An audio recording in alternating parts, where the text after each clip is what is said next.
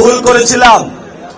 আন্দোলনে অনেকে স্টেক নিয়ে বাংলাদেশের জনগণের উপরে চাঁদাবাজির মহাসাম্রাজ্য চালিয়েছিল, সন্ত্রাস চালিয়েছিল, দুর্নীতি চালিয়েছিল। এবারের আন্দোলনে আমরা বলবো, যারা চাঁদাবাজি করেন, সন্ত্রাসী করেন, দুর্নীতি করেন, আল্লাহর রাস্তায় আপনারা দূরে থাকবেন। আন্দোলনের দোহাই দিয়ে আপনাদেরকে আমরা চাঁদাবাজির গ্রিন কার্ড আর দিতে পারবো না। এখন মানুষ বলছে আব্বাস চাঁদাবাজ, কালকে বলবে বিএনপি চাঁদাবাজ।